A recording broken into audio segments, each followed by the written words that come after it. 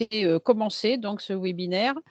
Nous sommes effectivement, 2, à venir vous expliquer, et vous détailler quelques points importants, qui concernent le statut de l'élu.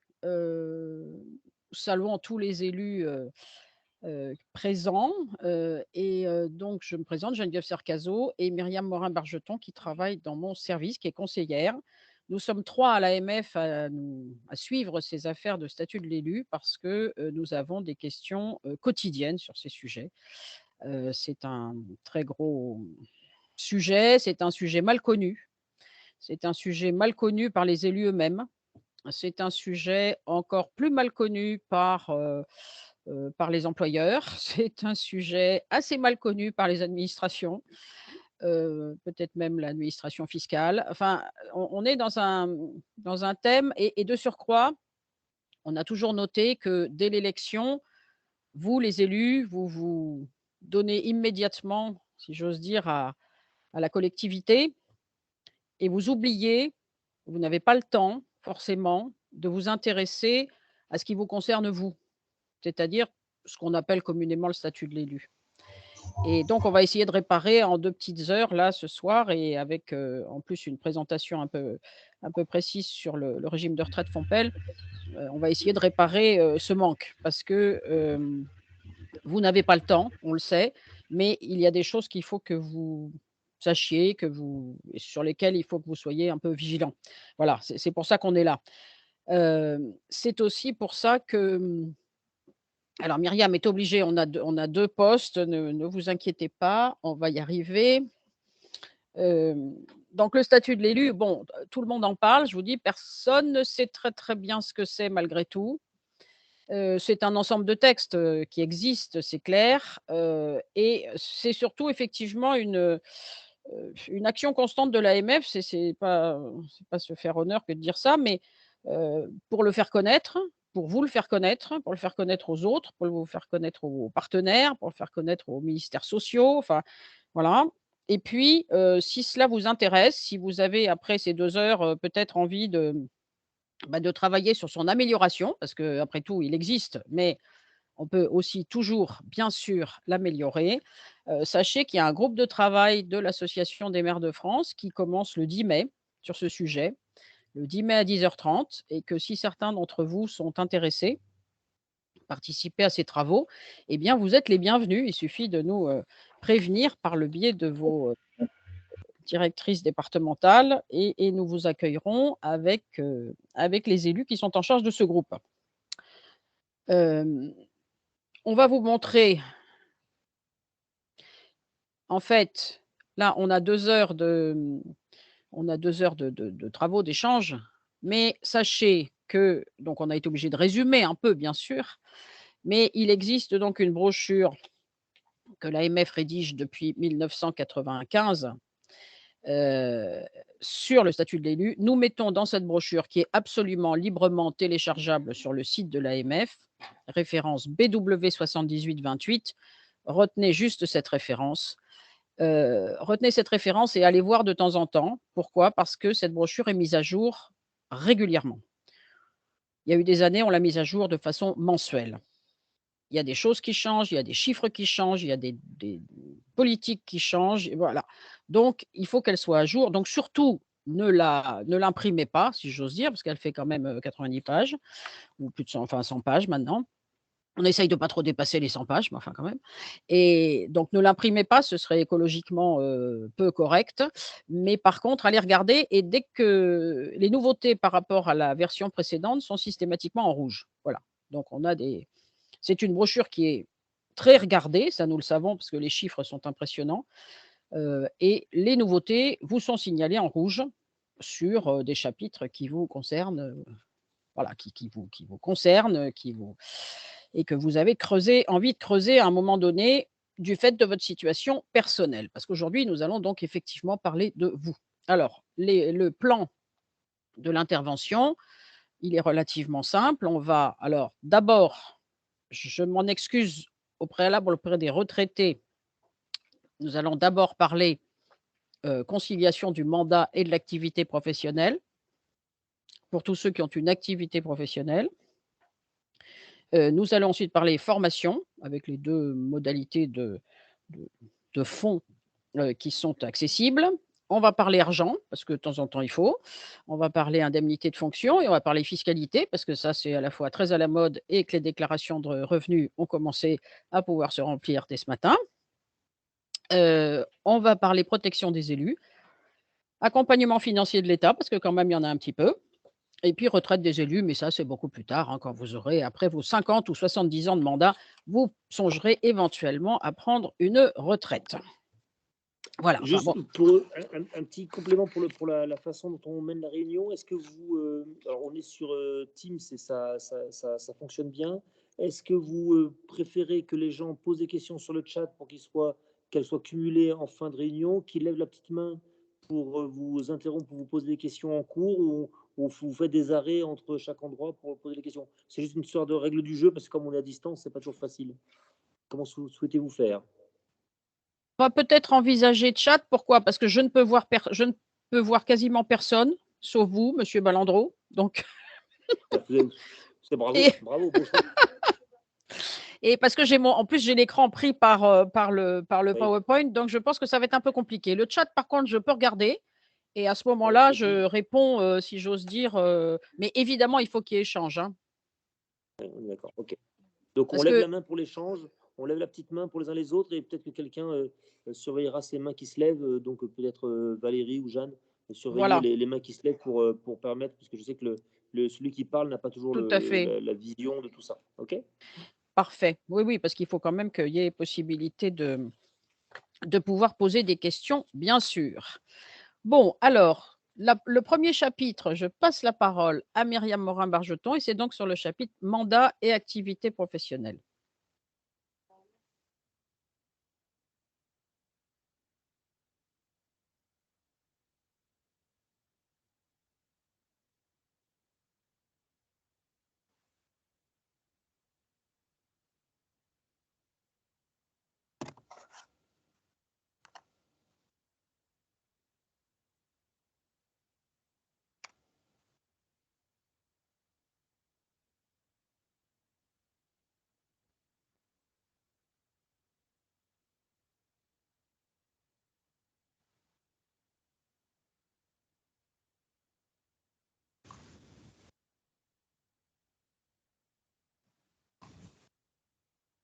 Alors on n'a pas le son, je crois. En tout cas, j'ai pas le son. On a le PowerPoint, mais on n'a pas le son pour l'instant.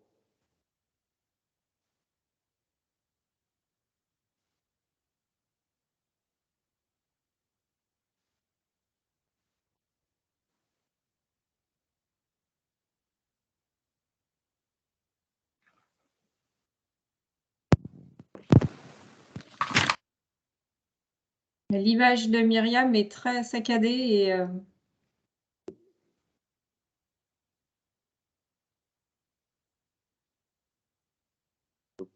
On n'entend toujours pas Myriam. Alors,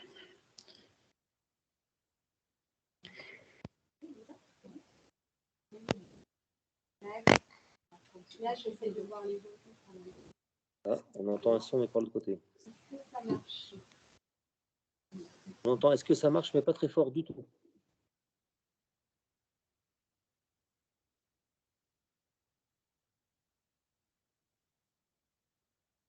Si, excusez-moi.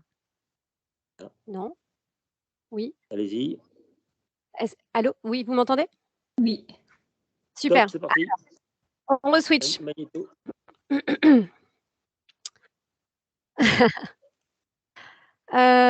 Tac, alors oui, bah, donc je reprends. Donc c'est vrai que là, on est sur le mandat et activité professionnelle.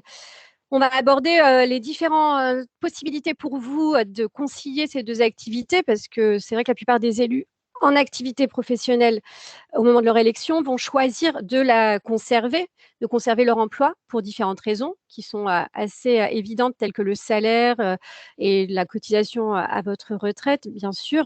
C'est pas toujours évident de concilier ces deux activités. Aussi, la réglementation a prévu pour vous deux dispositifs fondamentaux. Il s'agit tout d'abord du régime des autorisations d'absence et des droits à crédit d'heure. On verra par la suite que ces deux dispositifs font l'objet de garanties vis-à-vis de votre employeur. Tout simplement, pour cadrer ces dispositifs, il faut savoir qu'ils s'adressent aux salariés de droit privé et de droit public, ainsi qu'aux fonctionnaires, et ne concernent évidemment pas ni les retraités, évidemment, mais non plus les professions libérales. Donc maintenant, on va commencer par le premier dispositif dont il s'agit, les autorisations d'absence. Qui peut en bénéficier? Alors, ce dispositif va concerner l'ensemble des élus communaux, à savoir le maire, les adjoints, les conseillers municipaux. Et au niveau intercommunal, donc, ce sera les membres des organes délibérants des EPCI qui auront ces mêmes droits. Ces autorisations d'absence ont effectivement un but bien déterminé, puisqu'elles ne peuvent être utilisées par les élus que pour assister à des réunions bien précises.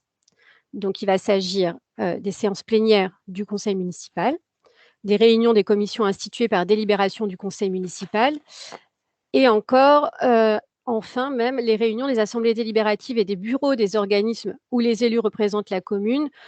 J'entends par là les réunions des syndicats, des communautés et des métropoles, et même plus récemment la loi, alors là c'est un petit peu particulier, la loi 3DS a indiqué que ça concernait également les organismes nationaux, mais bon, voilà, c'était simplement pour vous indiquer qu'il y a une nouvelle possibilité d'utiliser les autorisations d'absence.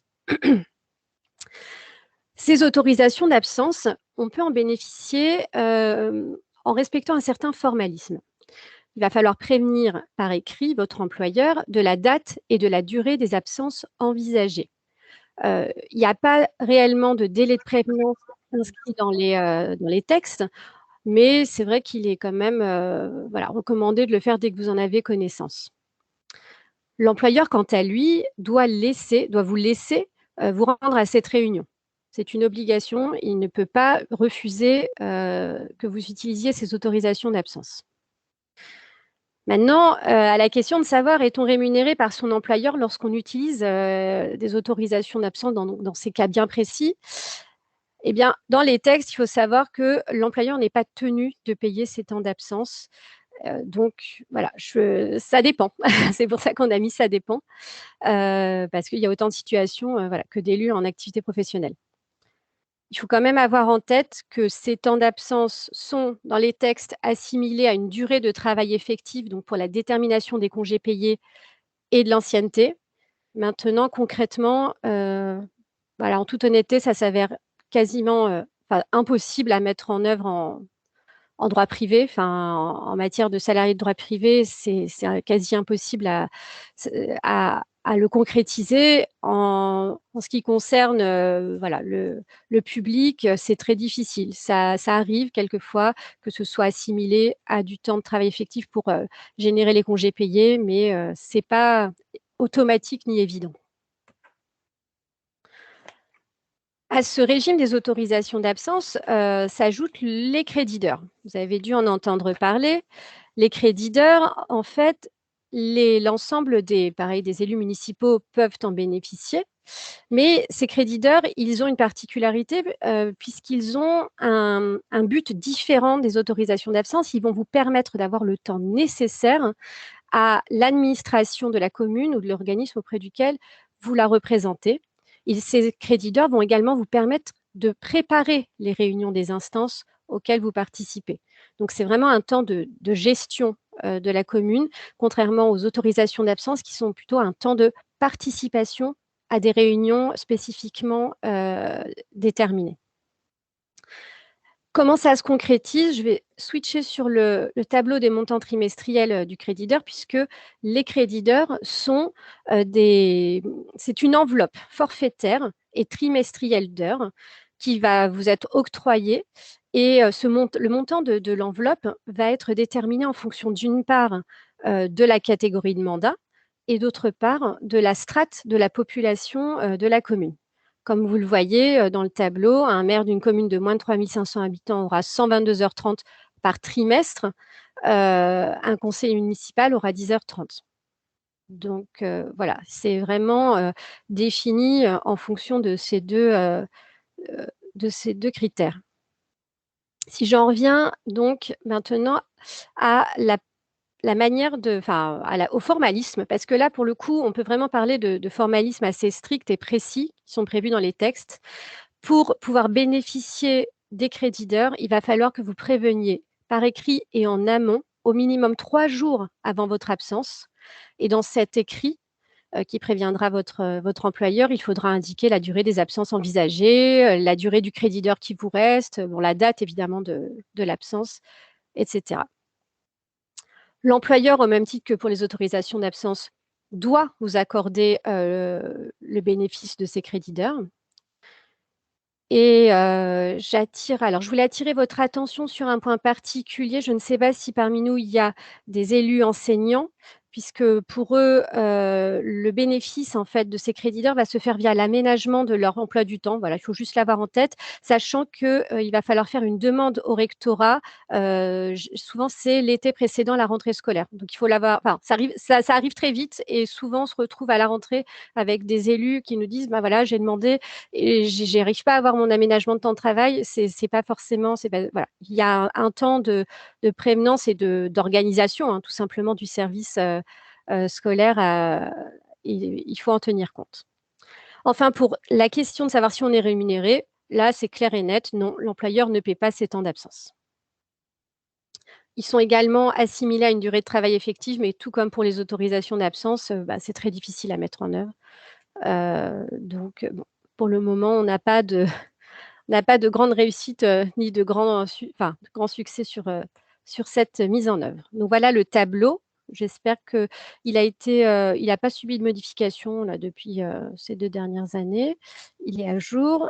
Et donc, à ces droits de ces autorisations, vous avez des garanties qui s'y réfèrent. Parce que effectivement, il peut naître des contestations avec votre employeur du fait des absences qui sont intervenues, que vous avez ces autorisations d'absence que vous avez demandées, que vous avez utilisées.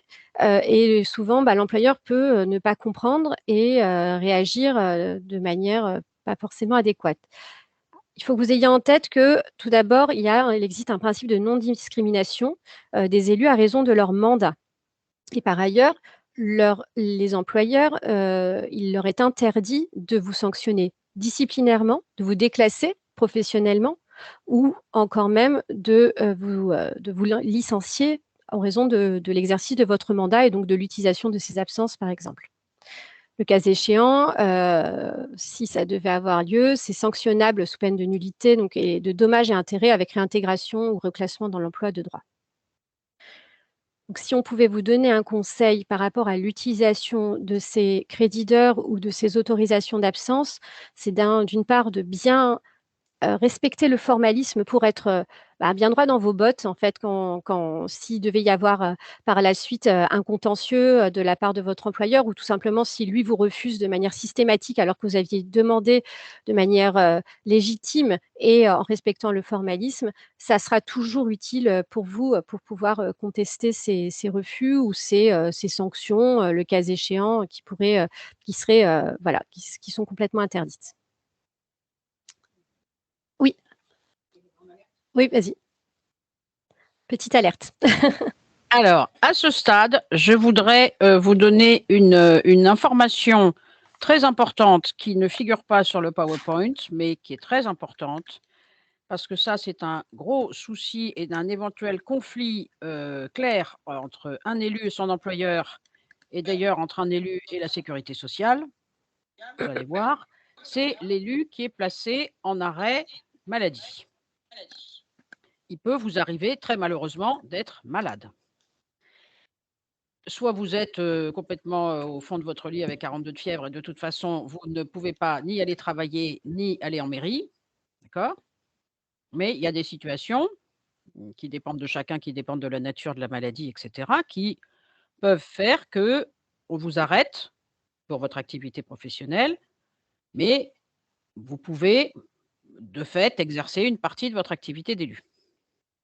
Ceci doit être impérativement écrit sur l'arrêt de travail par le médecin. Nous avons des cas de remboursement absolument dramatique de toutes les indemnités journalières qui ont été versées à l'élu parce que ceci n'a pas été permis sur l'arrêt de travail. C'est tout à fait normal. La sécurité sociale va vous payer à ce moment-là pour, si j'ose dire, parce que vous êtes malade. Si sur les réseaux sociaux ou dans la presse locale, on vous voit rentrer en mairie, aller à une cérémonie, discuter avec des gens, ouvrir une réunion publique, et cetera, le premier qui va être très, mécontent et extrêmement, comment dire? Vindicatif, ce sera votre employeur et ensuite ce sera la sécurité sociale. Donc j'appelle votre attention. Si vous pouvez, c'est le médecin qui le décidera, exercer votre mandat pendant un arrêt maladie, ceci doit être écrit par le médecin sur l'arrêt de travail. Si ça n'est pas fait, les ennuis sont énormes. Mmh. Je m'arrête. Et je reprends Alors, juste sur cette avant que vous alerte. repreniez, Oui, parce que potentiellement c'est une question qui n'est. Alors, c'est malheureux de le dire à la suite de l'arrêt maladie, mais c'est les arrêts pour cause d'attente d'enfants pour les mamans, futures mamans, les mères et mères. Là, on m'avait posé la question, alors je pense que je connais la réponse, mais c'est puisque c'est des fois assimilé à des arrêts maladie, mais ce ne sont pas des arrêts maladie, et comment c'est considéré en droit par rapport à la question que vous venez de poser. Je pense que si le médecin a écrit clairement, là aussi, sur le papier qui va bien, que la personne peut continuer à exercer son mandat, local, ça il y a aucun problème. C'est le médecin qui doit écrire. oui. Voilà. On parle du congé pathologique, mais le congé maternité, lui, n'est pas concerné, c'est ça? Oh, pourquoi pas? Si, Eh moi bien, ce que je crois, c'est qu'à un moment donné, bon alors on n'a pas eu ce cas pour des dames, si là, j'ose dire. je l'ai eu. Je Vous l'ai eu l'avez par eu? chez moi. J'ai une mère et mère, je ne sais pas si elle est là, si elle est là. Je pense qu'on lui avait fait la réponse que le congé maternité n'était pas considéré comme le congé maladie de ce point de vue-là, et qu'il n'y avait pas besoin, entre guillemets, d'un mot spécifique pour continuer à exercer sa fonction de mère, tout en étant une nouvelle maman. Donc, elle était mère et mère en toute tranquillité, en toute quiétude. Elle avait posé la question. Il me semble qu'on lui avait répondu ça, mais je ne connais pas pour le congé pathologique. C'est peut-être un complément de réponse qu'on pourrait donner, car je souhaite qu'on ait de plus en plus de mères et mères. Et c'est quelque chose de pas mal. Oui. Pour un congé pathologique, je pense que la mention du médecin doit être absolument indispensable. Mmh. Oui, je suis d'accord, le congé pathologique, c'est vraiment enfin, Oui, ça se matérialise par un arrêt, maladie finalement. Enfin, concrètement, bien on sûr. doit l'envoyer donc au même titre que n'importe quel arrêt maladie. Alors c'est vrai que pour le congé maternité, c'est différent, mais il y a quand même toujours cette question de bénéfice d'indemnité journalière et c'est sur cette base-là, en réalité, que se fonde le raisonnement, de la sécurité sociale et du juge. C'est que si on part du principe que vous ne pouvez pas bénéficier vous ne pouvez pas travailler, vous ne pouvez rien faire, vous bénéficiez d'indemnités journalières. Si vous continuez à être maire, vous bénéficiez des indemnités d'élu. Enfin, en fait, voilà, c'est cette cohérence, cette rencontre des deux versements qui fait qu'il faut vraiment cette autorisation express du docteur pour, euh, voilà, qu'on ne puisse pas vous reprocher d'aller, enfin, même si ce n'est pas le cas, hein, mais d'essayer de gratter, entre guillemets, des indemnités de part et d'autre, alors qu'en réalité, on le sait très bien, vous, élus, même si vous êtes malade, vous souhaitez continuer votre mandat parce que bah, voilà, ça passe souvent avant tout. Quoi. Donc, mais le raisonnement derrière de la Sécu n'est pas toujours, voilà, n'est pas empreint de cet esprit-là. Je continue. Alors maintenant, on a vu la conciliation du mandat et de l'activité professionnelle. Alors, la question peut se poser pour certains élus de cesser de manière complète l'activité professionnelle. Il faut savoir que ça, c'est vraiment le cas où l'indemnité que vous percevez en tant qu'élu va vous permettre d'en vivre. Parce que forcément, le versement d'un salaire, bah, ça ne sera plus le cas. Donc, si c'est le cas, et tant mieux pour vous, il vous est possible, en tout cas à certains d'entre vous, donc aux élus indiqués, à savoir les maires, les adjoints aux maires, les présidents ou les vice-présidents de communautés et de métropoles, il vous est possible, le temps du mandat, de mettre en pause, de cesser votre activité professionnelle. S'agissant des élus salariés, bah, il y a une obligation d'avoir un minimum d'1 an d'ancienneté dans votre emploi. Cette suspension, elle va vous permettre, donc le temps de l'exercice du mandat d'être assujetti de droit aux cotisations sociales du régime général de sécurité sociale, quel que soit le montant de votre indemnité. Et donc, ce dispositif encadré, donc dit de suspension, de cessation d'activité professionnelle pour l'exercice du mandat, vous permettra de bénéficier du droit à réintégration dans votre emploi précédent. Ça s'applique également aux agents contractuels de la fonction publique. S'agissant des élus fonctionnaires, cette cessation d'activité professionnelle va se manifester plus au travers du détachement de plein droit, qui est le dispositif que nous, on vous recommande plus que fortement par rapport à la mise en disponibilité, tout simplement parce que ça implique une continuité par rapport à votre cotisation, à votre régime de retraite, le détachement de plein droit, je répète. Voilà, j'ai fait le tour de tout ce qui était conciliation, activité professionnelle, mandat. Est-ce que vous avez des questions sur ce premier chapitre? Alors, je ne vois pas grand-chose. Si, il y a une main levée. Monsieur Il y a Delahaye. un Michael D, qui est peut-être Delahaye, oui, un jeune Mayennais. Vas-y, Michael. Oui, bonjour, j'espère que vous m'entendez. Oui. Simplement, revenir sur quand vous dites assujettissement de droit aux cotisations sociales du régime de sécurité sociale, quel que soit le montant de l'indemnité. C'est-à-dire qu'en fait, les cotisations qu'on arrive à titre privé, dans ces cas-là, on les a, on y cotise sur sa part de salaire précédent ou comment ça se passe? Alors, vous êtes assujetti sur le montant de vos indemnités. Comme on le verra tout à l'heure, là, dans le régime de protection sociale des élus, normalement, les indemnités sont soumises à cotisation sociale dès lors qu'elles sont supérieures à 1 714 € par mois.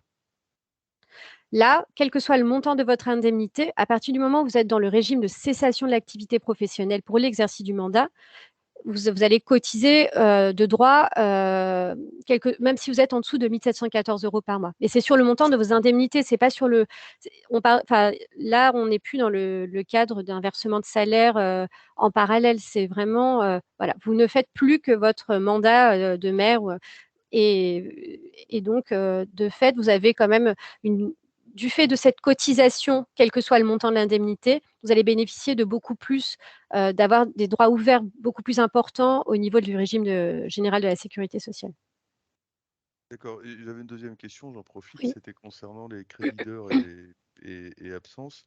Est-ce que ce sont des temps cumulables ou parce que Oui. D'accord. C'est-à-dire qu'en fait on peut Alors, avoir d'accord. Absolument. En fait, ce sont effectivement des temps cumulables, sous réserve que vous ne dépassiez pas le montant qui est la moitié. Pardon? La moitié du temps de travail. Alors, c'est-à-dire, vous allez concilier à la fois sur par exemple, pour les créditeurs, vous pouvez concilier sur vos différents mandats. Et en plus de ça, vous allez cumuler avec les autorisations d'absence et ça ne doit pas dépasser la moitié de l'exercice, la moitié du temps de travail annuel. Ah, à temps plein.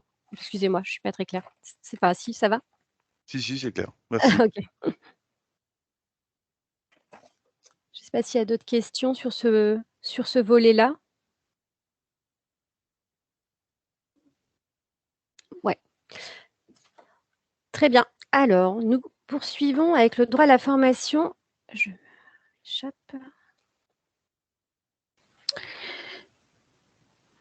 Alors, si vous m'entendez, vous m'entendez? On vous entend. Voilà. Donc, droit à la formation, ça c'est important. Ça a été un peu beaucoup modifié, surtout sur la procédure, on va dire, ces derniers mois. Mais il y a des choses fondamentales qui sont un petit peu oubliées, même parmi des dispositions qui sont extrêmement anciennes. Parce qu'en fait, c'est quand même depuis 1992, il est prévu qu'il y ait un droit à la formation. Tu veux bien me mettre un droit à la formation pour chacun des élus des conseils municipaux, départementaux, régionaux, intercommunaux, etc. Alors, pas syndicaux, mais enfin bon, intercommunaux au sens communauté ou métropole. Tous les membres d'un conseil municipal et intercommunal, etc., a droit à une formation. Pour ce faire, la commune a l'obligation de voter un budget formation. Mon expérience très vieille en ce domaine, puisque j'arpente le territoire depuis 1992 sur ce sujet, me prouve que ça n'est pas toujours le cas. C'était un petit peu oublié et je constate aussi également, donc ça n'est pas que la faute des élus, je constate également aussi que les préfets ne faisaient absolument aucun effort d'ailleurs pour rappeler aux communes que ce budget formation était également obligatoire. Bon, tout ceci n'était pas très bien.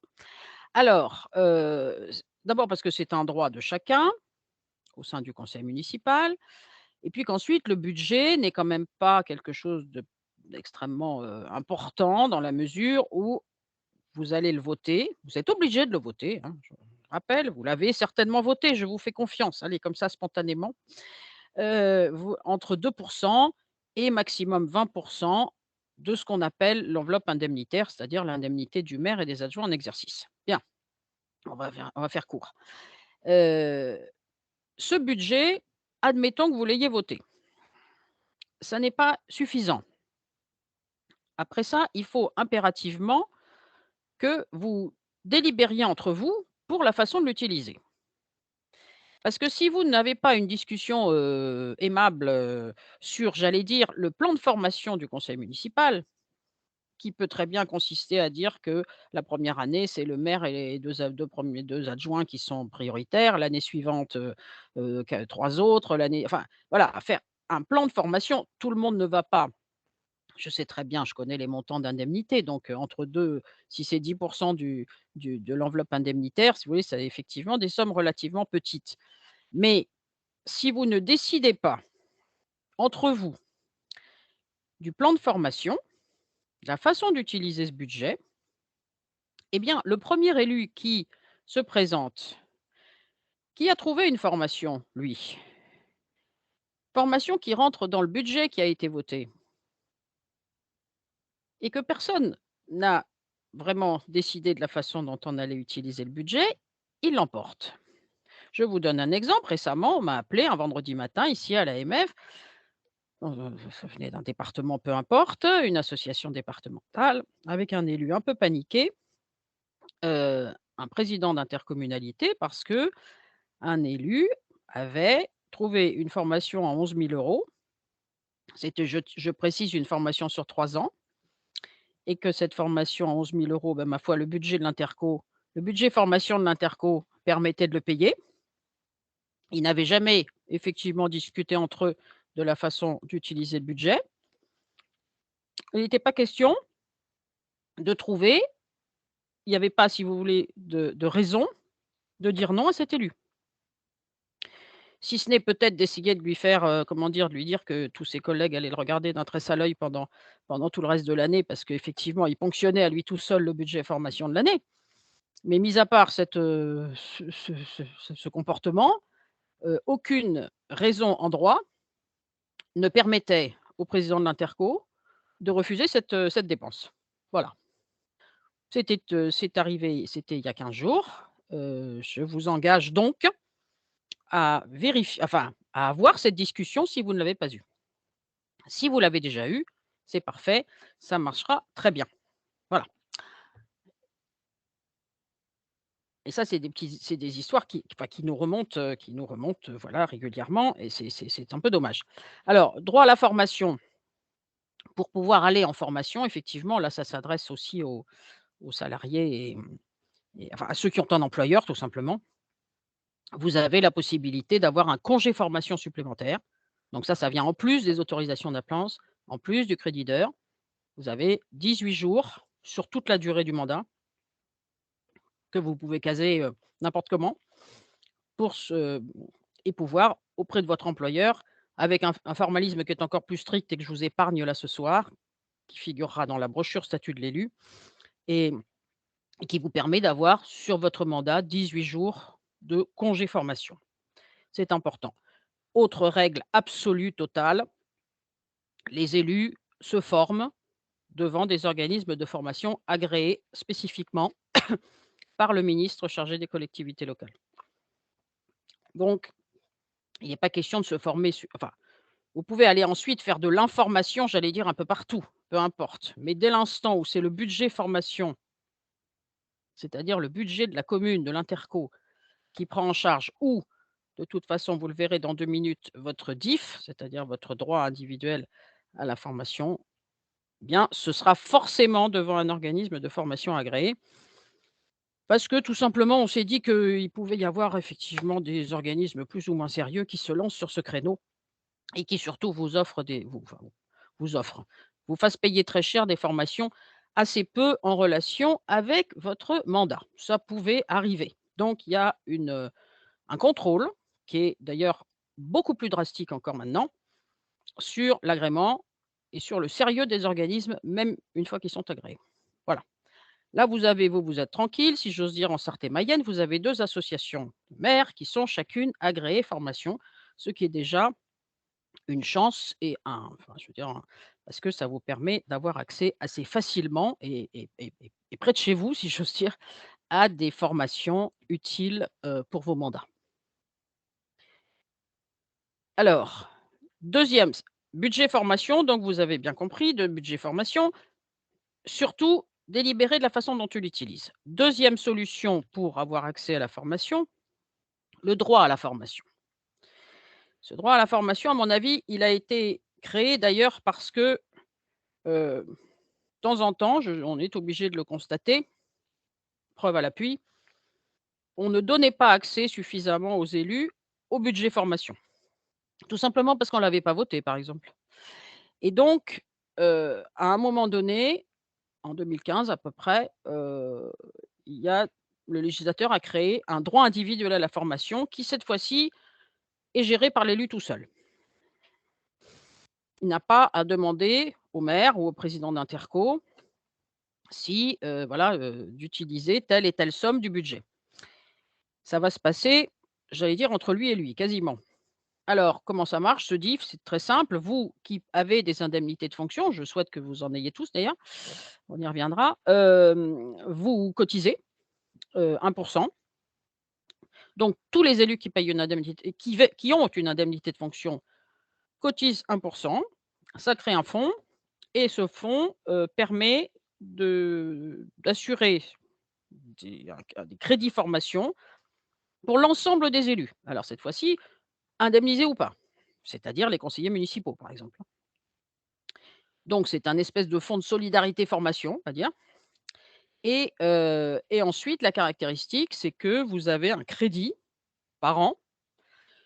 Alors, bon, maintenant ça se fait de mars à mars avec un maximum qui est de 400 € et puis si vous n'avez pas utilisé, par exemple, un peu de vos anciens 400 € de l'année précédente, attention, vous en perdez puisque vous n'avez plus que vous aurez 700 €.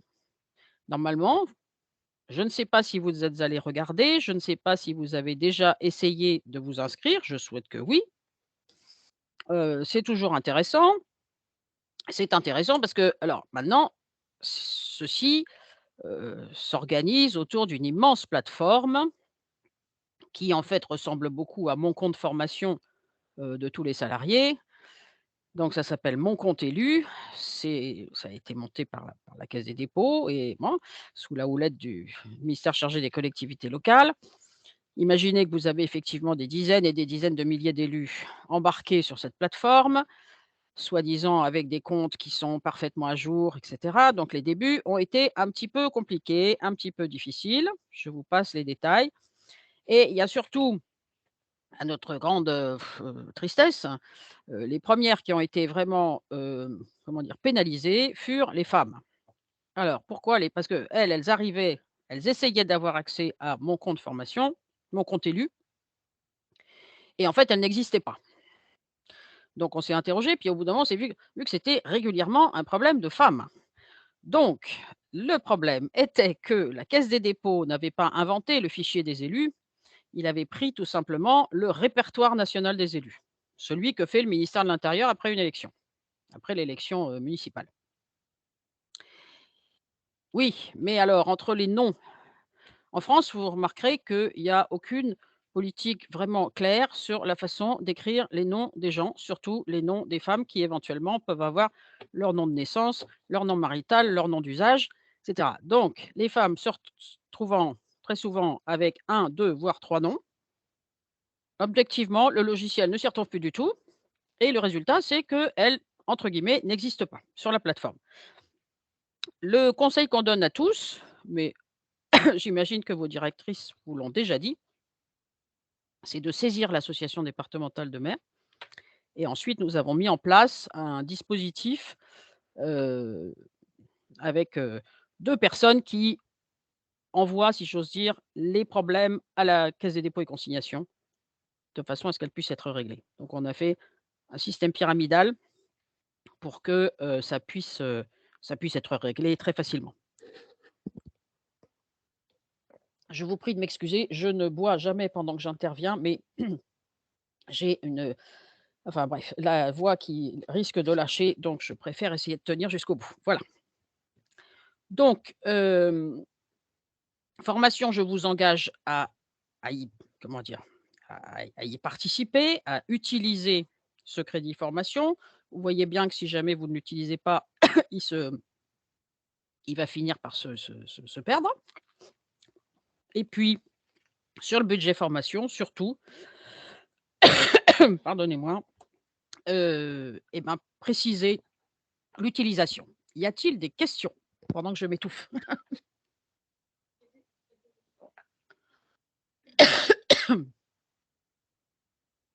Il y avait une question sur le chat par rapport à DIF et CPF.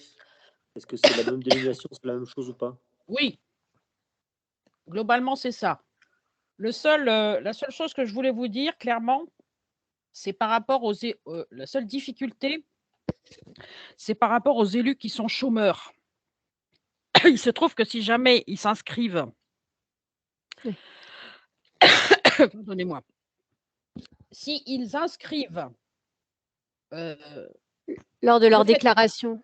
vas-y. Je reprends le relais. Lorsqu'ils font leur déclaration mensuelle, en fait, de savoir quelles ont été les activités qu'ils ont eues pendant le mois, en fait, pour pouvoir ensuite bénéficier du versement de leur allocation chômage, il faut surtout pas qu'ils indiquent qu'ils ont bénéficié, le cas échéant, d'une formation au titre de leur mandat d'élu. Parce que malheureusement, ça risque de fausser. On peut, en fait, lorsqu'ils vont faire cette déclaration-là, on leur demande s'ils ont suivi des formations. Donc, c'est dans des formations à titre professionnel, dans leur activité professionnelle, le cas échéant. S'ils indiquent ça, en fait, ça va tout fausser la déclaration. Ils ne percevront plus du tout leur allocation de Chômage. chômage, tout simplement. Donc, voilà, il faut pas le faire. Juste pour répondre à la question qui était posée, je ne sais pas si, parce qu'il y avait un complément de question, c'était marqué pendant et après l'activité professionnelle. Il faut savoir que les formations éligibles au DIF, désormais, elles sont limitées uniquement aux élus non retraités de leur activité. Alors, je vous explique. Aux élus non retraités de leur activité professionnelle. Lorsqu'ils n'ont à l'expiration du mandat. Avant, en fait, à l'issue du mandat, les élus retraités, enfin voilà, il y en avait certains qui avaient dit bah, je vais faire une formation, mais alors c'était des formations qui n'étaient pas vraiment en lien avec le mandat. Désormais, c'est uniquement pour les élus non retraités de leur activité professionnelle qui n'exercent plus aucun mandat, qui peuvent consommer dans les 6 mois à la suite de leur mandat ce qu'il leur reste en DIF, quoi. Voilà, c'était juste une petite précision là-dessus et en réponse à la question qui avait été posée. Je ne vois pas d'autres questions. On peut revenir de toute façon plus tard, si vous voulez.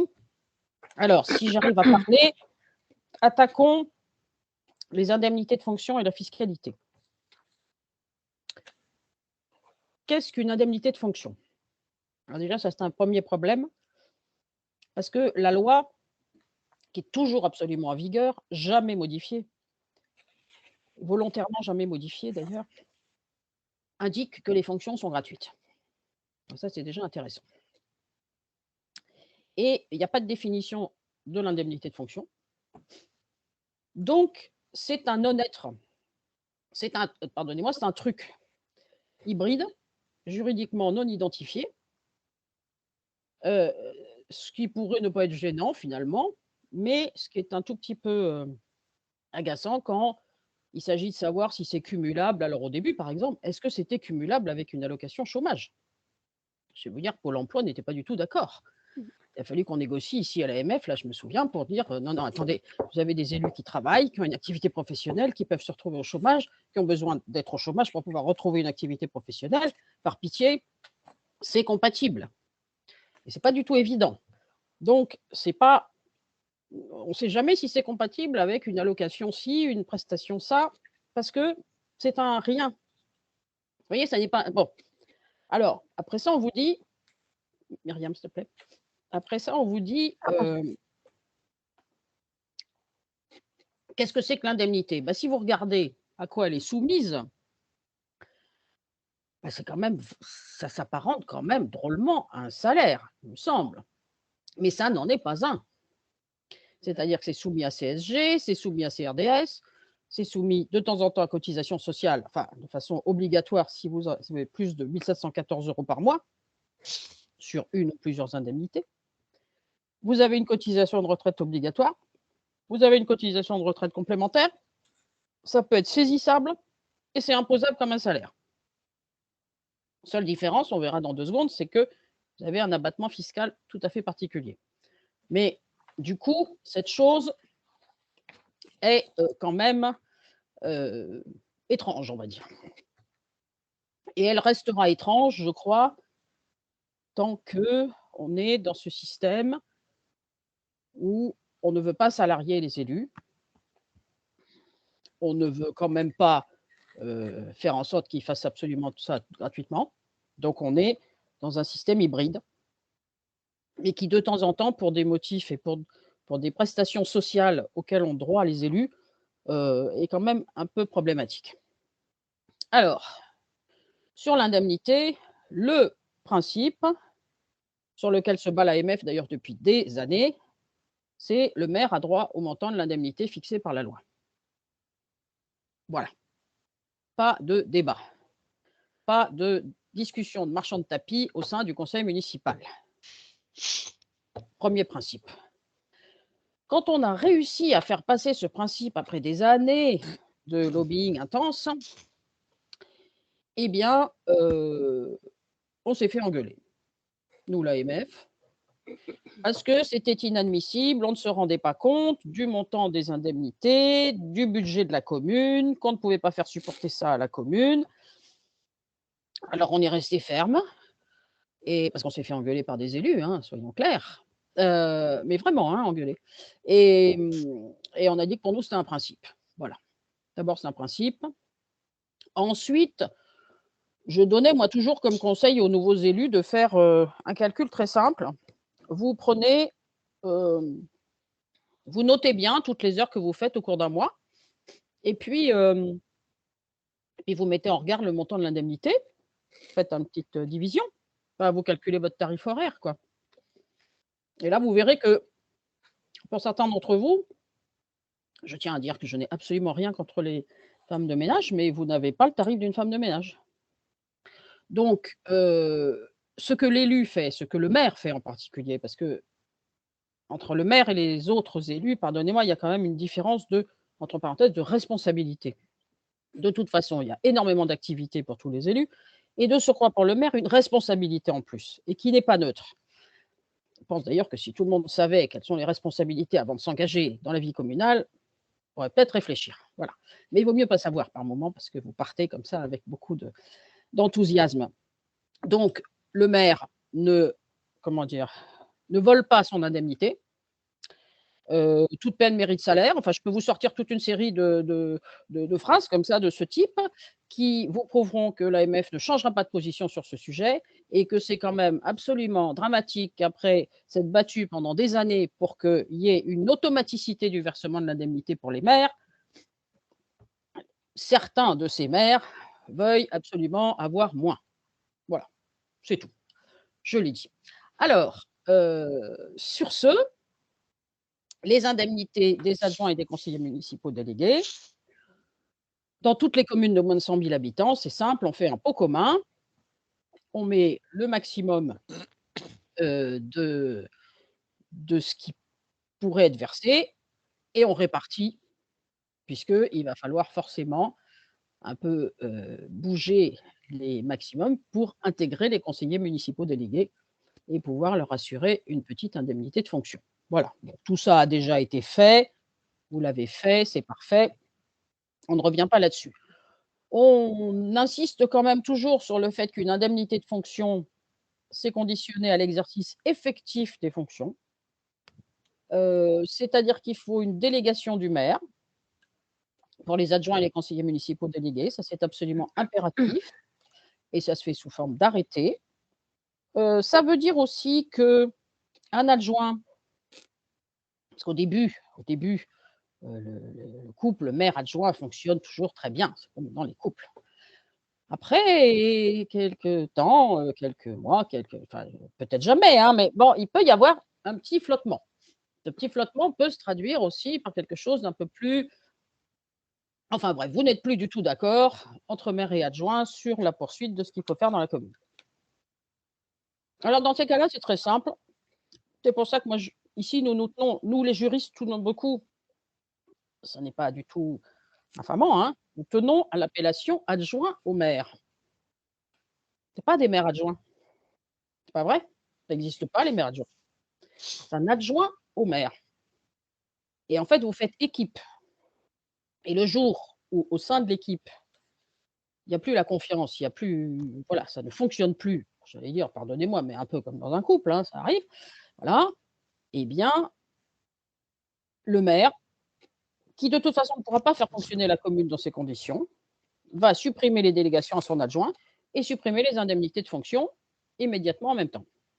Enfin, la suppression, si vous voulez, de la fonction, enfin, de délégation du maire entraîne suppression de l'indemnité de fonction. Ça se fait, je ne souhaite pas que ça se passe tout le temps, mais ça se fait quand même malheureusement très régulièrement. Une équipe municipale doit fonctionner de façon cohérente et autour du maire. Rappelons ces quelques fondamentaux. Alors, plafond des indemnités, bon ça, je vous laisse. Vous pouvez, si vous additionnez toutes les indemnités locales que vous pouvez avoir, arrivé jusqu'à 8 400. Et je vais passer maintenant la parole à Myriam qui va vous parler avec délectation de la fiscalité des indemnités de fonction. Parce qu'une fois que vous les avez reçues, je regarde, il y avait des chats qui étaient arrivés là. Oui, il y a juste une petite question. Une petite question. Il y a une main qui se levait, qui s'est baissée. Non, oui. la main. Oui. Vous m'entendez? Oui, oui. Oui, je suis Marie Mantelli-Martin et donc j'avais une question concernant l'indemnité globale. L'indemnité globale, donc dans notre commune, a été votée en début de mandature. Lorsqu'il y a démission du maire, et donc qu'il faut remanier l'équipe, je dirais, est-ce qu'on peut toucher à l'indemnité globale ou est-ce qu'elle doit rester la même qu'en début de mandat? Ah non. Enfin, bon, visiblement, vous aviez une première équipe et puis il y aura une deuxième équipe. On peut toujours retoucher au montant indemnitaire. Hein. D'accord. Il y a forcément une nouvelle délibération. De toute façon, si vous voulez, si par exemple un adjoint n'est plus adjoint, il va falloir refaire une délibération parce que le comptable, après, il a quand même besoin d'avoir tout simplement à la fin une liste avec des noms et des chiffres, ne serait-ce que pour payer. Oui, donc, oui. Vous voulez changer, vous redélibérez, vous refaites l'annexe qui va bien, voilà, qui est envoyée au comptable public, qui va se débrouiller, et ça vous permet de modifier. De toute façon, le jeu, c'est ne pas toucher à l'enveloppe, voilà, ne pas jamais dépasser la sacro-sainte enveloppe, mais ensuite vous jouez dedans comme vous voulez, si j'ose dire. Oui, mais c'était ça ma question. L'enveloppe globale de départ, on ne peut pas y toucher. De toute façon, l'enveloppe globale de départ, si vous voulez, c'est pour ça, regardez, c'est l'indemnité du maire fixée par la loi, c'est-à-dire le plafond. Oui, c'est ça.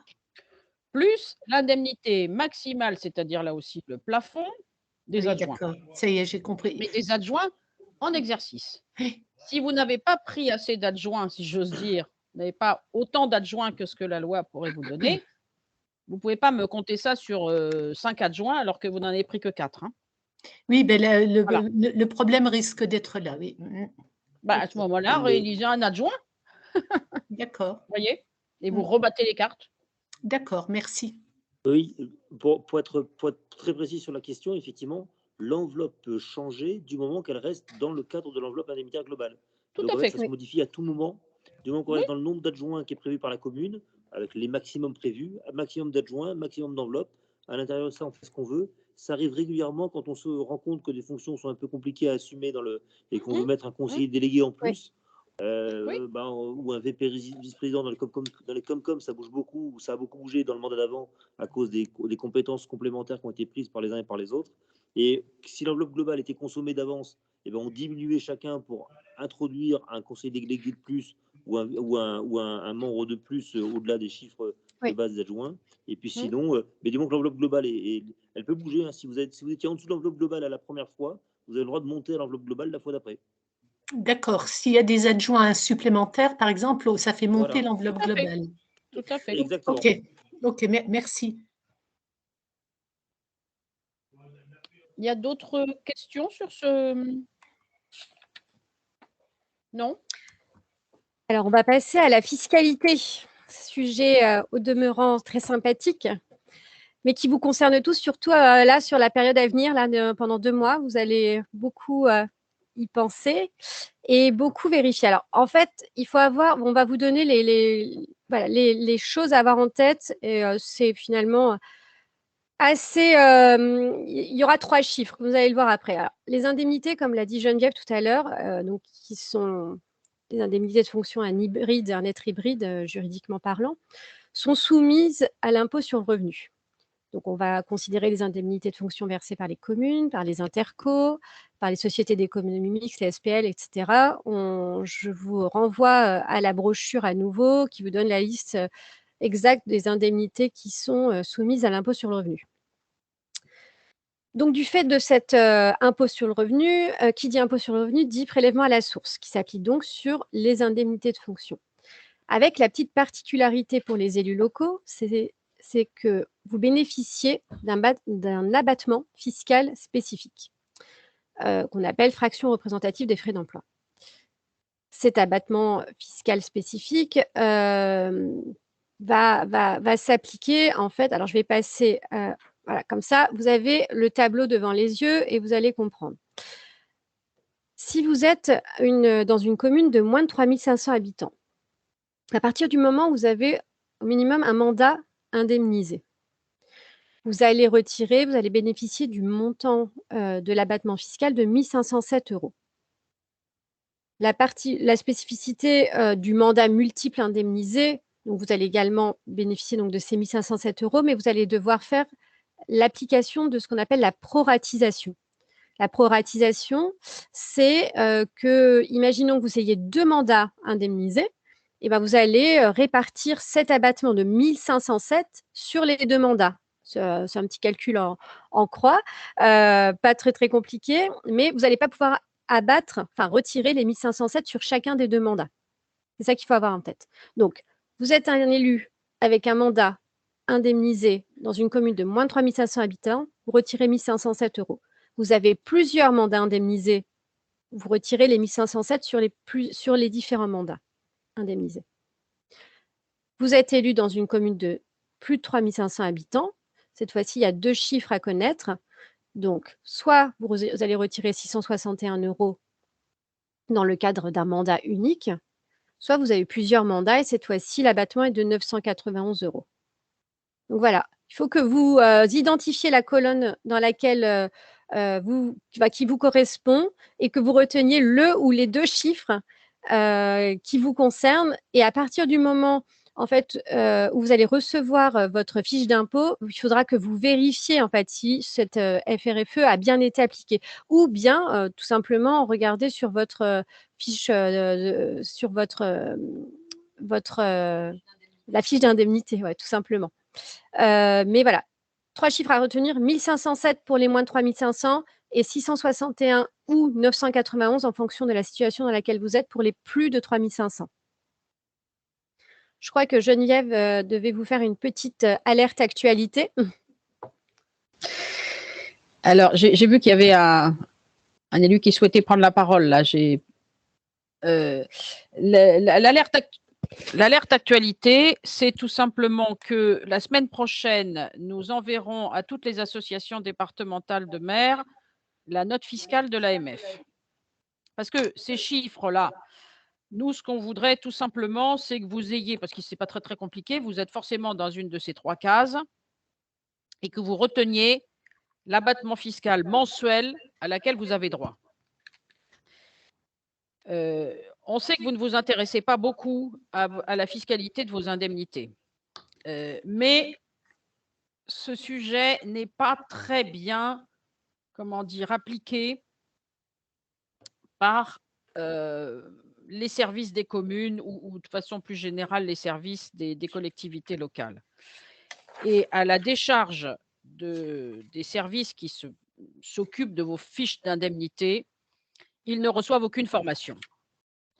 Il y a les services en fait RH ou les services paye, peu importe, ont reçu une formation pour s'occuper de la paye des agents publics, mais jamais de celle des élus. Or, les élus ont des particularités. Et donc, pour vous donner un exemple, pourquoi est-ce qu'on vous embête, si j'ose dire, avec ces chiffres? On veut que vous reteniez le chiffre qui vous est applicable parce que vous êtes soit dans un cas, enfin, vous avez 3 cas possibles. Voilà, ça c'est un montant mensuel d'abattement. Et on veut que vous alliez regarder sur votre fiche d'indemnité du mois, par exemple, comment c'est appliqué.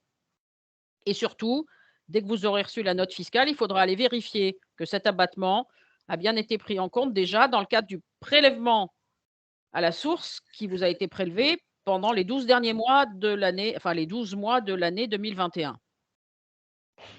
Ça peut paraître évident. Moi, hier, j'ai eu 2 villes importantes qui, en fait, ne pratiquaient pas l'abattement fiscal.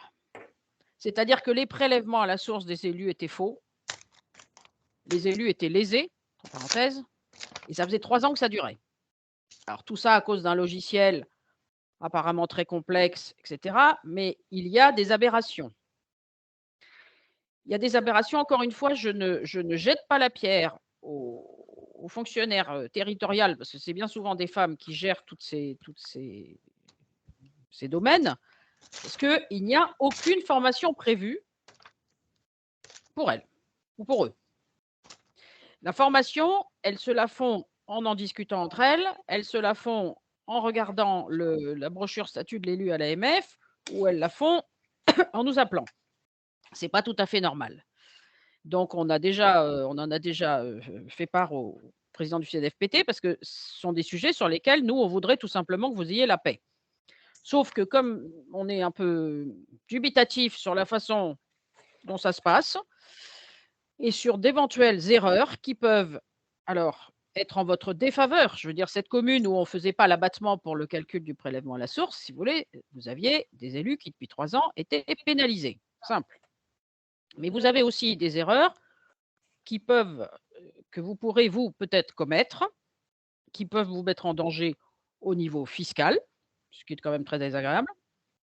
C'est par exemple, c'est ce que Myriam vous disait, si vous n'avez pas indiqué à toutes les collectivités locales dans lesquelles vous avez, ou EPCI, dans lesquelles vous avez un mandat, que vous avez différents mandats, et si on n'a pas réparti l'abattement fiscal sur les différentes indemnités, bah c'est très simple.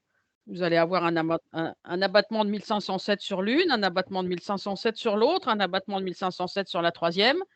Ça finit par faire un abattement fiscal de 4 500 €. C'est un peu beaucoup. Et le jour où le fisc vous tombe dessus, vous aurez beaucoup de mal à expliquer ce qui s'est passé. Donc nous, on est là pour vous alerter, pour vous dire regardez une fois de temps en temps vos fiches d'indemnité. J'allais dire que très souvent aussi au moment des déclarations de revenus, nous avons les femmes d'élus qui nous appellent. Parce que les élus ont dit à leurs femmes, tu peux appeler l'AMF s'il te plaît pour voir si ça va et comment est-ce que je déclare, etc. Donc on est habitué.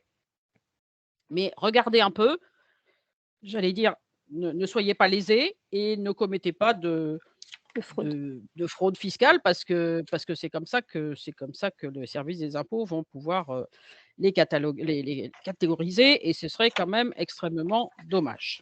Voilà, ma petite alerte et je Oui, me déconnecte effectivement. grâce oui. J'ajoute que le paramétrage des logiciels métiers est un vrai problème, hein, puisque chaque année, c'est le même souci, où les abattements, en fait, notamment pour les communes de moins de 3 500 habitants, sont souvent faux. Et du coup, ce n'est pas le bon abattement qui est appliqué.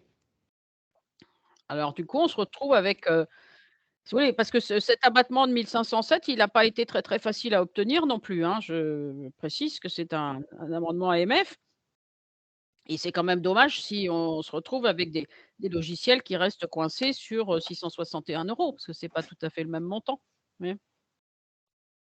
Non, mais il y a un vrai souci. Je sais qu'il y a un manque de formation du personnel et des logiciels qui n'ont jamais été adaptés pour les élus. Et vous mélangez les 2. Ouais, c'est même étonnant que vous ayez des feuilles d'indemnité qui tombent juste. J'en suis même étonnée par moment. Allez. Alors, on a une question encore, Geneviève, sur la FRFE. Doit-elle être faite sur le net à payer avant impôt? Alors vous, si j'ose dire, élus, vous n'avez pas à faire grand-chose. Mmh.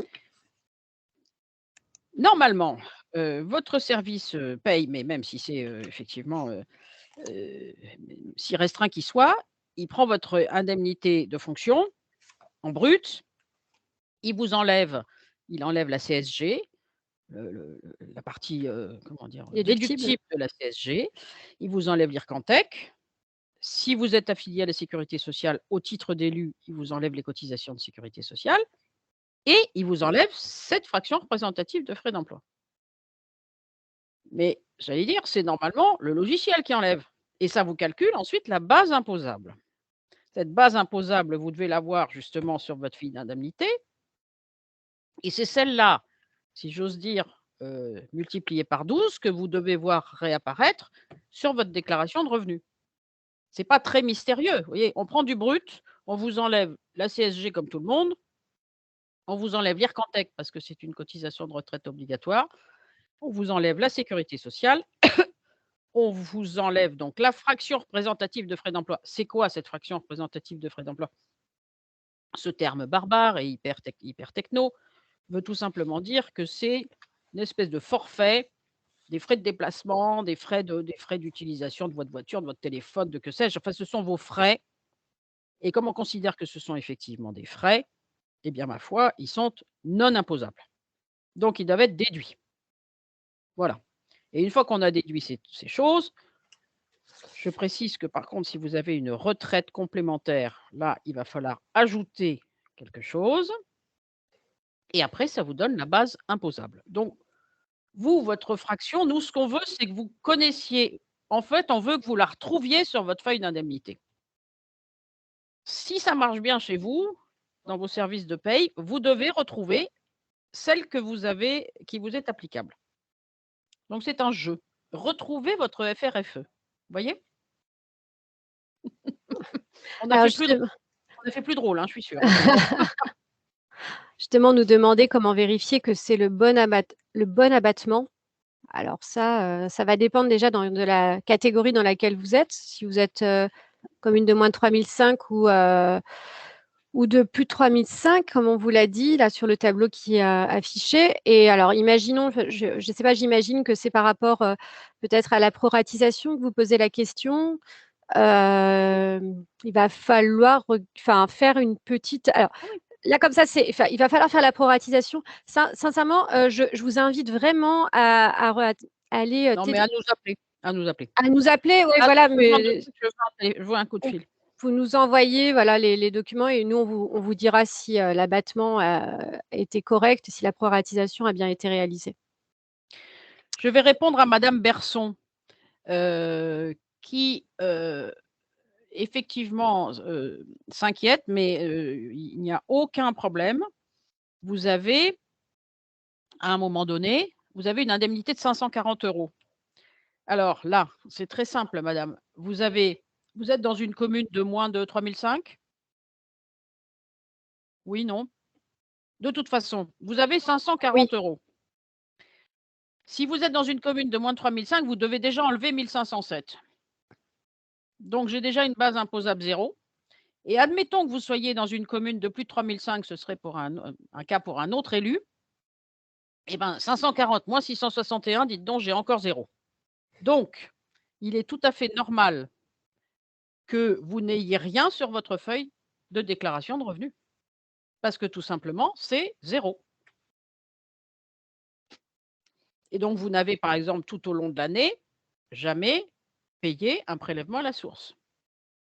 Il y a quand même, si vous voulez, les indemnités de fonction sont certes imposables, mais là, vous avez, comme en plus vous avez cet abattement, tous ceux qui ont une indemnité qui est inférieure à 1507, c'est très simple. La base imposable est 0 et ce qui figurera dans la déclaration de revenus, c'est 0. Là où c'est embêtant, c'est si ça se met à figurer sur la déclaration de revenus, alors justement, ça devrait être 0. C'est là où il faut juste être vigilant. Voilà. Mais n'hésitez pas non plus à nous appeler. Après tout, d'abord, on est là pour ça. Et on commence à avoir une petite habitude des petits soucis. Donc, on peut vous rassurer si vous avez besoin d'être rassuré très facilement. Voilà. Il y a M. Priou aussi qui levait la main. Oui, bonjour à tous. Une petite question. Je suis maire dorénavant d'une commune déléguée qui pèse 1700 habitants. On a rejoint une commune au 1er janvier 2019 de 17 000 habitants. Auparavant, je déduisais 1507 €, puisqu'on est inférieur à 3500. Que dois-je abattre maintenant? Est-ce 1507 ou 991? Alors, monsieur, là, il y a un problème technique, j'en suis absolument d'accord. désolée. Je vous entends à raison d'un mot sur 3. Il n'est D'accord. pas facile pour résoudre une. Alors, Je vous fais un message.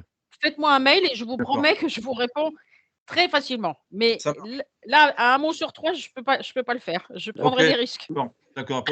J'avais compris la question, si vous m'entendez, Geneviève. Oui. La question, c'était, Gérard, il faisait partie d'une commune qui est devenue une commune nouvelle. Donc, avant, la commune déléguée la commune qui est devenue déléguée faisait moins de 3500 bonne habitants. question, Donc, il avait ouais. un abattement de 1507. Et aujourd'hui, il est dans une commune qui fait quasiment 15 000 habitants. Et donc, à quoi est-il sujet? Que doit-il abattre sur son revenu? Alors, moi, je préférerais quand même un mail parce que je veux des dates. Ok, pas de souci. Voilà. Et puis, je reprends contact avec vous pour savoir ce qui a été fait sur vos feuilles d'indemnité. On va régler ça, j'allais dire, en dehors de la foule. Ok, ça marche, pas de souci. Merci. Il y a encore une main, je crois, qui se lève, non? Non, c'est Gérard qui a baissé sa main. D'accord, très bien. Ok, alors on poursuit sur la protection des élus.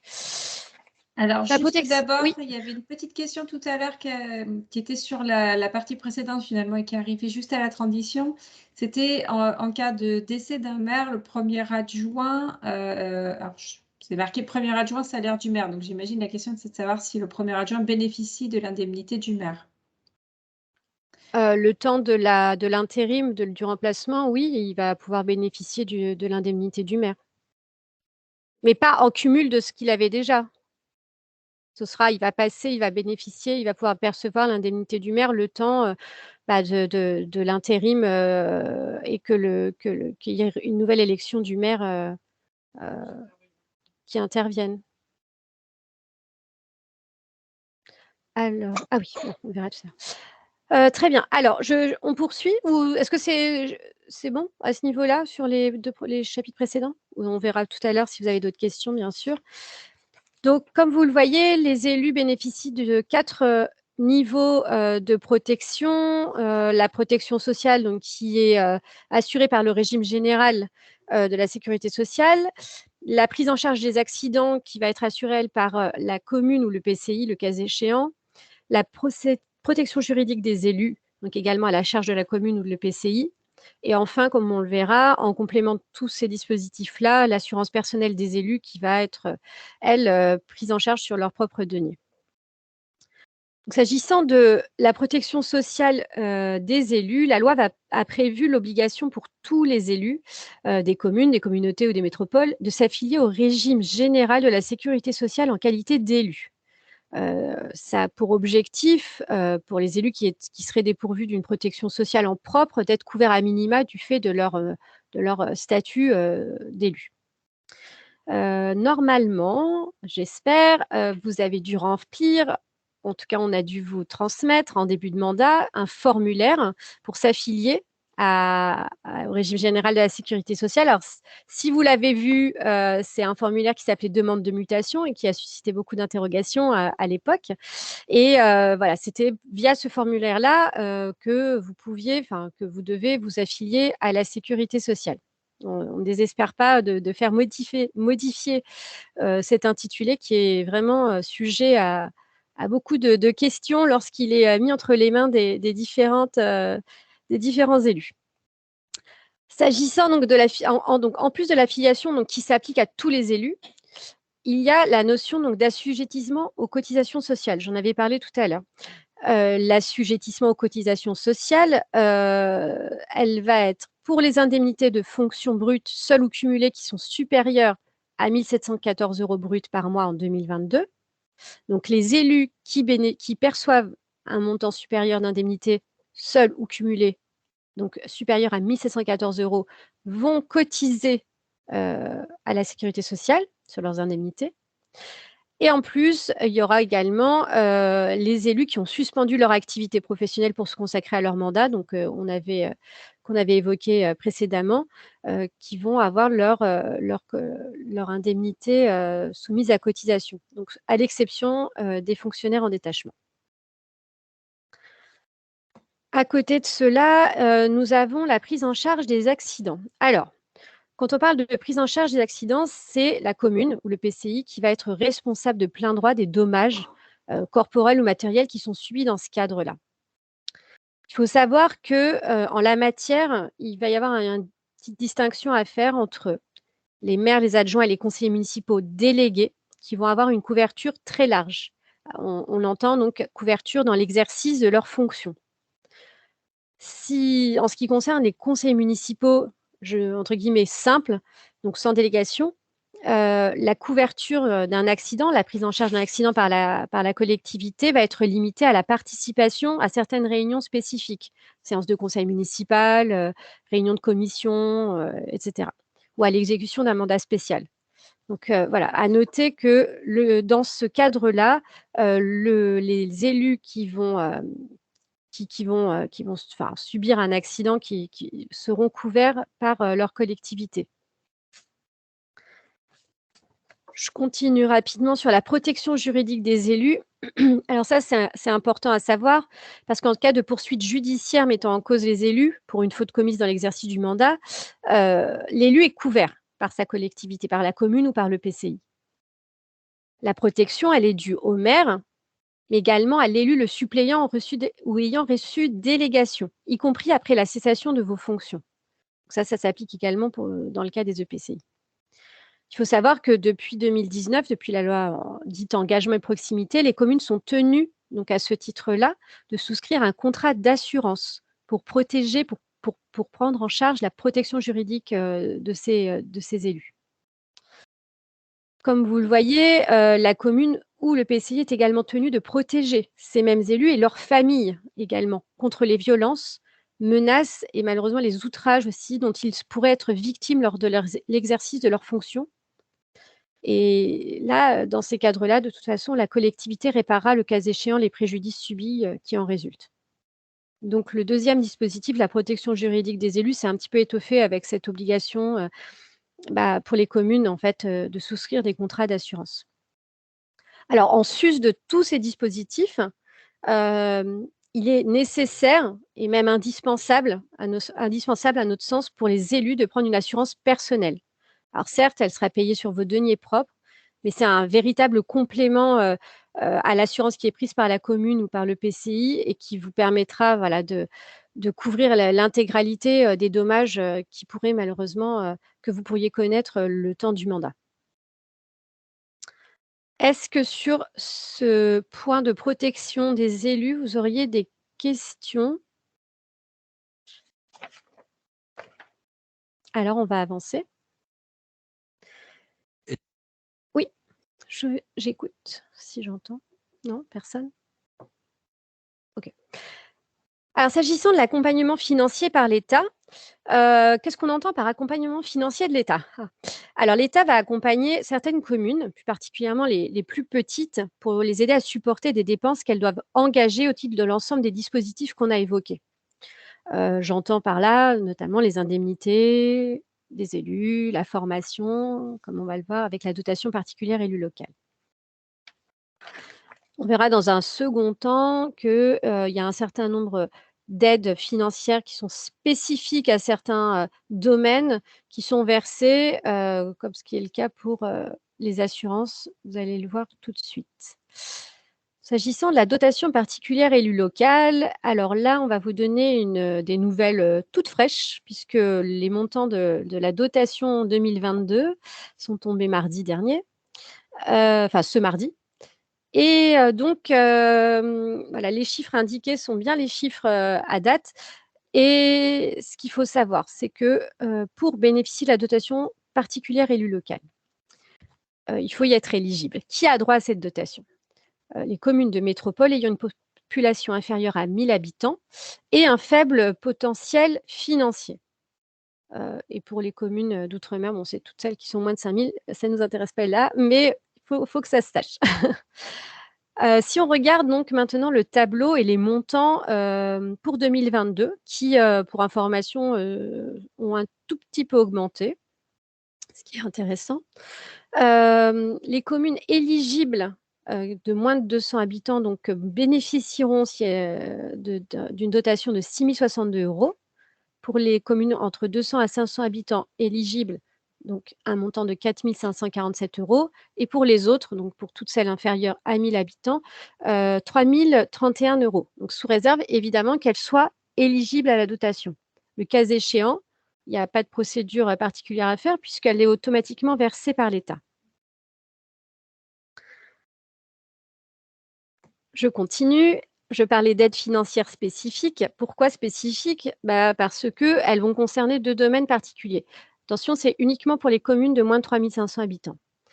Il va y avoir une participation de l'État au remboursement des frais d'aide à la personne qui sont engagés par les élus municipaux ou intercommunaux pour assister aux réunions communales ou intercommunales. Il s'agit concrètement des frais de garde d'enfants de moins de 16 ans qui sont engagés par les élus pour assister aux réunions du conseil municipal, par exemple. Il va s'agir des frais d'assistance aux personnes âgées ou aux personnes handicapées ou à celles qui ont besoin d'une aide personnelle à leur domicile et qui sont engagées donc, par les élus le temps de participer à ces réunions. Les conditions sont fixées par décret et là, je vous renvoie à la brochure pour avoir les différents montants en fonction des différentes… et aussi la procédure à respecter, qui n'est pas forcément évidente. S'agissant enfin de la seconde aide financière qui est accordée par l'État, c'est une aide en fait à la souscription obligatoire des contrats d'assurance de protection juridique dont je vous ai parlé. Il va y avoir un remboursement, une participation de l'État qui sera fixée par barème et qui est versée une fois par an de manière automatique. Il n'y a pas besoin d'envoyer de justificatif particulier. Donc, ce sera généralement le barème, il est fixé en fonction de la strate de population, donc jusqu'à 3 500 habitants. Je pense qu'on a fait le tour de ces dispositifs-là. Est-ce que vous avez des questions? Est-ce que vous avez été regarder le montant de vos dotations élus locales? Parce que j'ai vu qu'il y avait beaucoup de communes, évidemment, de Mayenne et de Sarthe, qui étaient concernées et chacune a effectivement son montant. C'est plus inquiétant quand il y a marqué 0 en face, donc je suppose que c'est certaines qui sont peut-être sorties des conditions. Mais effectivement, tout ça a été publié, si j'ose dire. Et alors, cette dotation, si vous voulez, c'est toujours, enfin, moi je dis toujours la même chose, éviter d'en faire, enfin, utilisez-la pour le statut de l'élu, si j'ose dire. n'en faites pas un bout de terre-plein, ou des jardinières, enfin, je sais pas. Elle est là pour, le budget formation, elle est là pour vous aider à prendre en charge les indemnités maximum si vous ne les avez pas prises. Enfin, utilisez-la pour le statut, pour le bien-être des élus, pour une fois. Ce serait bien, non?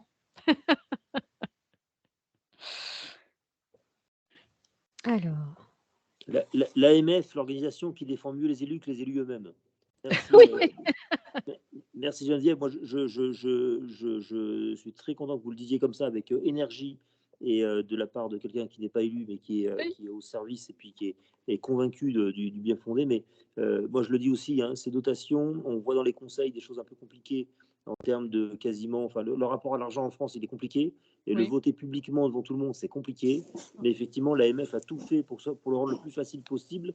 Je veux dire que l'état d'esprit de l'État derrière n'a jamais été de le rendre plus facile, mais l'AMF s'est battue pour que les élus puissent assurer une reconnaissance la meilleure possible, la plus large possible.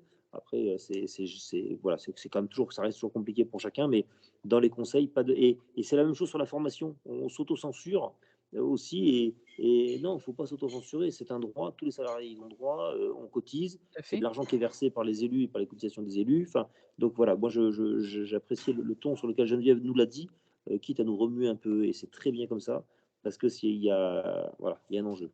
Une main s'est levée, celle de Oui, Brigitte Tétine. Brigitte, oui. Moi, je voulais abonder dans votre sens, effectivement. Dans les conseils, voter nos indemnités, il faut qu'on se justifie sans arrêt, qu'on explique pourquoi on prend le taux plein. Enfin, le taux plein pour le maire, c'est effectivement de droit. La loi. Mais là, de droit, ça fait polémique souvent. Et effectivement, on s'autocensure pour utiliser les budgets formation, alors qu'effectivement, c'est un droit. Et ça serait bien que certains de nos conseillers dits d'opposition entendent ce que vous êtes en train de dire.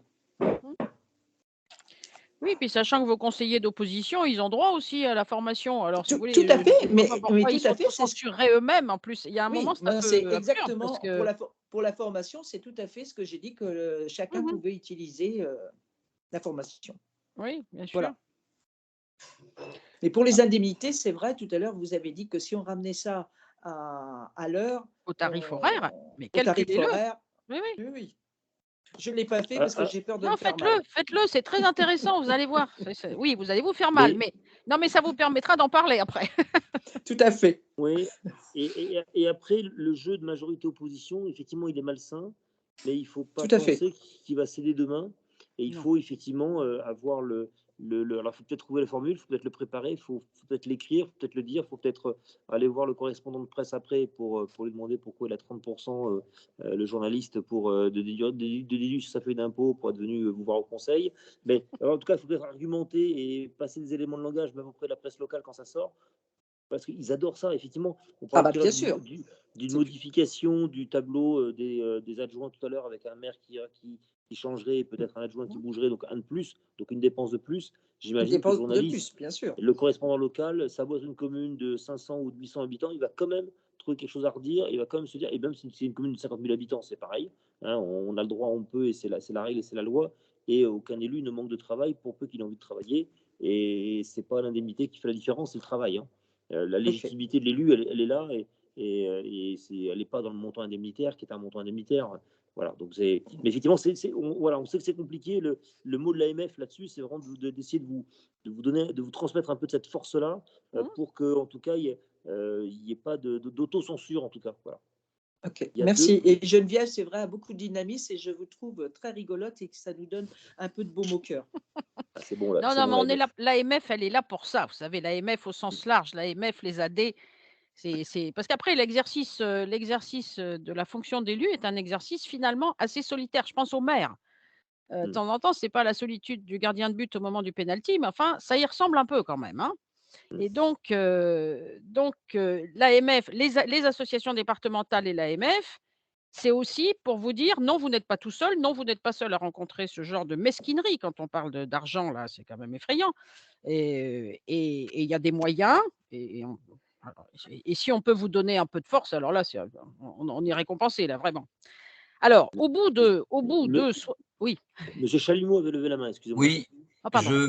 vous m'entendez? Oui, Oui, très bien. Oui, je trouve que bon, les avancées sont pas mal pour les gens bon, les communes en dessous de 3500 habitants. Je trouve peut-être un peu regrettable ah que oui, au-delà des 3005, au minimum, la protection juridique pour les élus ne soit mmh, pas remboursée, parce que mmh, mmh. on parle beaucoup de protection des élus, de prise en charge par l'État de moyens juridiques et voilà, il en faut parce qu'en fait, il y a une vraie violence actuellement. Et moi, je trouve que c'est un peu dommage qu'on n'ait pas au-delà des 3005. Alors ce sera peut-être Oui, la je sais, prochaine je ne étape, désespère hein. pas, hein, Mais non, oui, non, ne mais on désespérons pas. apprend. C'est un premier pas, on peut dire. C'est vrai que dans un premier temps, on essaye de soutenir les petites communes parce qu'on sait que Oui, c'est non, non, mais peut-être je encore comprends plus bien. difficile, mais Oui, oui. on n'oublie pas les autres. Faut pas non Non, non, plus, mais tout à fait, hein, tout à fait. donc je ferai part de votre réflexion au futur, groupe de travail statut de l'élu parce qu'effectivement, faut pas non plus se cantonner sur une strate, particulière, systématiquement, quoi. Il y a aussi des Oui, encouragements à donner tout à à fait, d'autres quand je niveaux de pense à un communes. élu, un conseiller délégué ou un adjoint qui a qu'un mandat, bon, il n'est pas non plus dans les plafonds élevés, donc Non, bien voilà, sûr, on bien est sûr. d'accord. Je vous D'accord, remercie. je vous en prie. Alors, il y a un monsieur monsieur Priou, je vous répondrai de façon précise, à partir enfin demain. Je retrouverai vos coordonnées et je vous répondrai à votre affaire de fiscalité dans une commune nouvelle, par mail demain. D'accord, Monsieur merci. Landel, je vais aborder très rapidement, le principe que vous évoquez, c'est-à-dire que on vous reproche aussi, comme on dit, un peu familièrement, on vous reproche le fait de prendre Fontpelle. Ça aussi, dans la série mesquinerie, c'en est une autre. Alors et du coup, on va aborder la retraite rapidement. Parce que ça, c'est dans très longtemps, quand vous en aurez vraiment, vraiment marre. Bon, finalement, ça pourra arriver aussi peut-être, et vous aurez envie de prendre votre retraite d'élu. Alors, vous aurez cotisé, de toute façon, c'est obligatoire, vous n'avez pas de questions à vous poser. Vous cotisez depuis le moment où vous êtes élu, si vous avez une indemnité de fonction évidemment, à la retraite Ircantec. C'est un assez bon régime, hein, faut pas croire. C'est souvent, bon, sur des petits montants, mais c'est un bon régime, l'Ircantec et de toute façon, il est obligatoire pour les élus. Alors, je vais faire là-dessus juste comment dire? Une digression qui peut intéresser tous ceux qui, parmi vous, sont retraités agriculteurs. Je suppose qu'il y en a, peut-être. Y en a-t-il? Pas sûr, je vois rien là.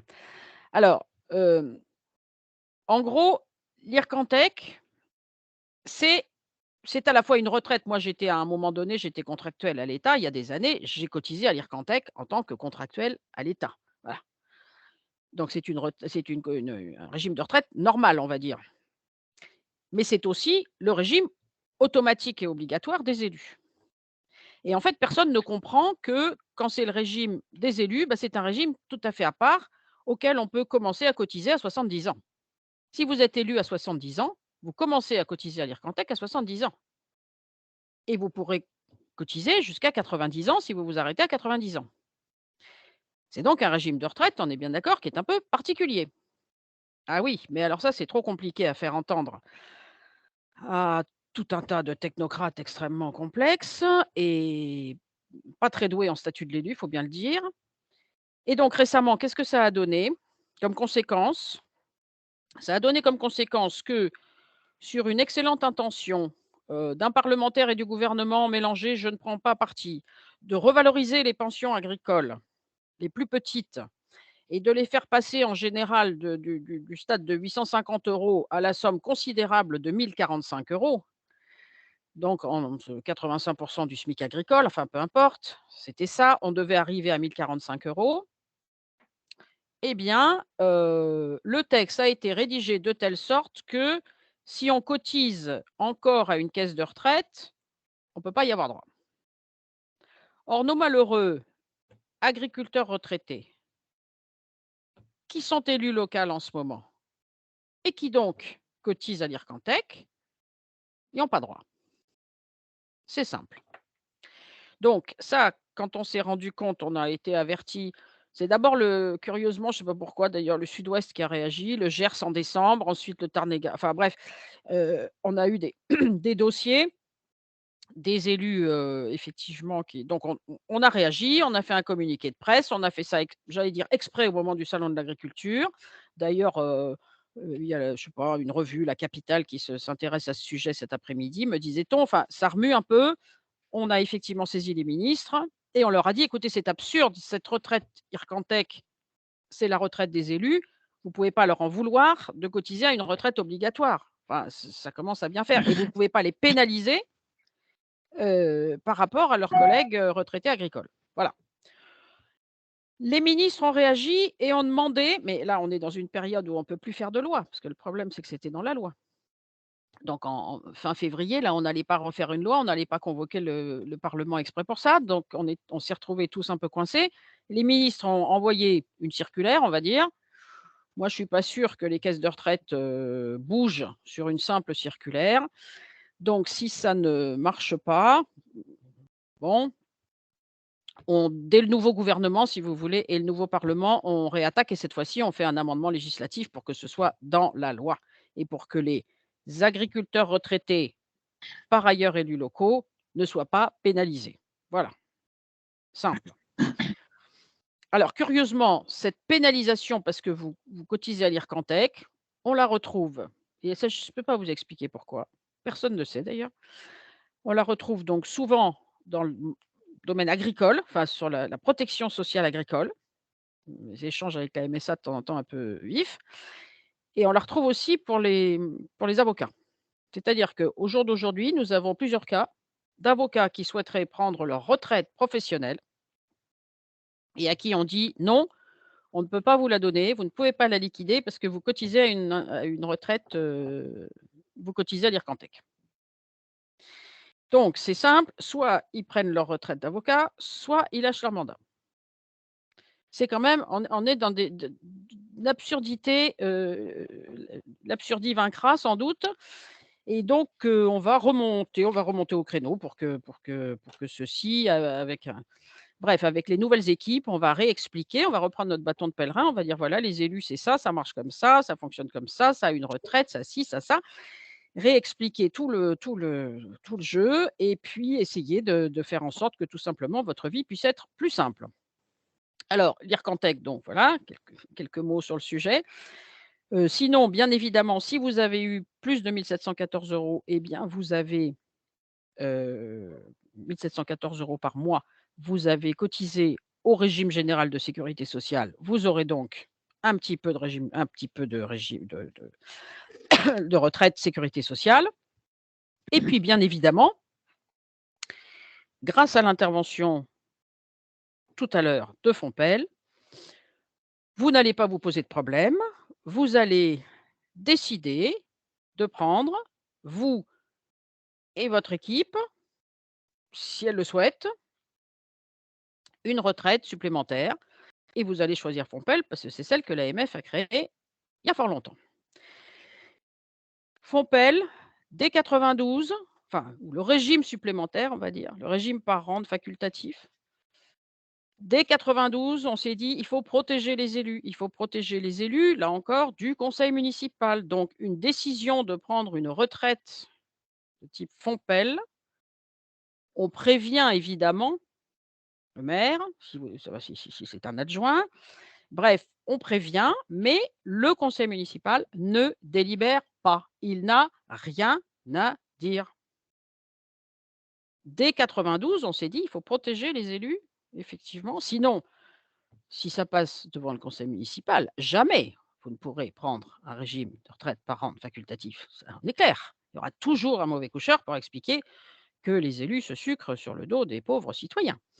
Donc, alors Donc il faut traiter ça, pas par le mépris, ce serait stupide de ma part, mais enfin, ne pas en tenir compte, faire une simulation, voir ce que ça vous donnera au bout du compte, ne jamais le regretter.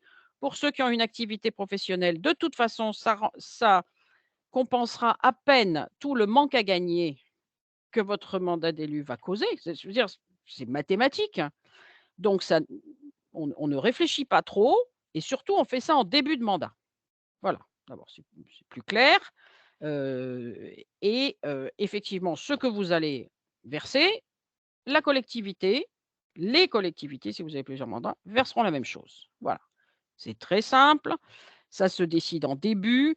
Si vous pouvez passer, si vous pouvez faire ça, si j'ose dire, de façon plus globale, c'est-à-dire tous les élus qui touchent une indemnité de fonction décident de cotiser ou pas cotiser, enfin tout le monde le fait à peu près en même temps. Ça, au moins, le mérite de la clarté. C'est un instrument qui a été fait pour vous, là encore, qui a été fait pour éventuellement, peut-être un peu à la fin, compenser toutes les pertes que vous aurez eues. Mais vous ne vous êtes pas engagé pour l'argent, ça nous le savons. Donc je vais arrêter de parler d'argent et je vais vous souhaiter, Myriam s'associe à moi, la pauvre, elle est dans son coin là, c'est affreux, elle vient me rejoindre, un excellent, d'excellents mandats et réussite pour tous vos projets. Merci.